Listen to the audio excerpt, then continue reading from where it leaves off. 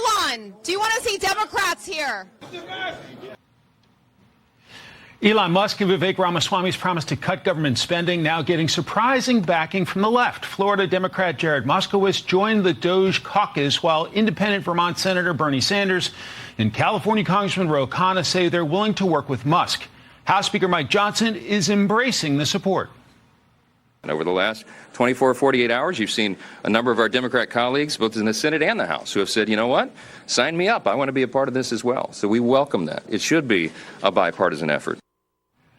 Let's bring in Richard Fowler, Fox News contributor, and Jessica Anderson, president of the Sentinel Action Fund. Good morning to both of you. Good morning. So the politics of DOGE are fascinating, led by two Trump allies, and yet here's Senator Bernie Sanders. Let's play him. Many of the things he did during this campaign were really ugly. On the other hand, he's a very smart guy. If somebody on the other side has a good idea, sure, we'll work with him. Richard, does that surprise you? No. Not at all. I think we've heard this from Bernie Sanders before, and I think it's the right path for Democrats to say, when we agree with you, we'll work with you. When we don't agree with you, we'll vote against it.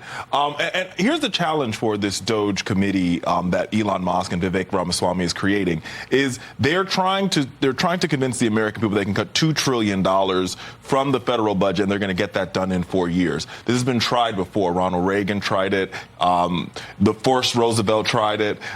Even Al Gore tried it when he tried, the government for the 21st century. And what they struggled with is the federal government is full of wires and tape and a lot of things. And when you cut one wire, you hurt some people in Nebraska, and you cut another wire and you hurt sheep farmers in Topeka, Kansas. And so this is the struggle that they're going to have to deal with, understanding that a majority of the federal budget goes to Medicare, Social Security, and the military, and the rest of the budget goes to paying our debt to folks, the treasury bills that we put out there in the marketplace. So now this is how do you cut $2 trillion knowing all of these things to be true? And this is not going to be easy, as Elon Musk's mom said last week when she was talking to Barney. To be clear, Jessica, Sanders is going to want to go after the Pentagon budget and not a number of the Trump priorities, right?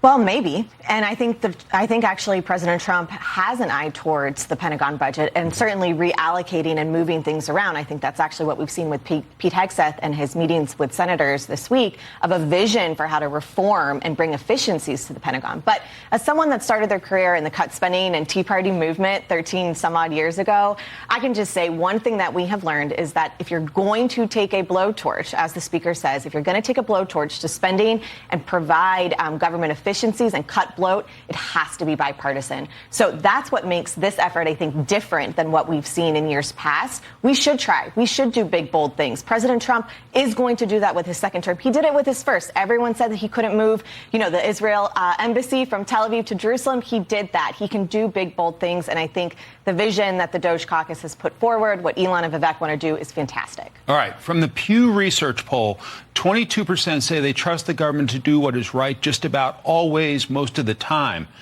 Does that suggest, Richard, that most voters basically think there's room to cut?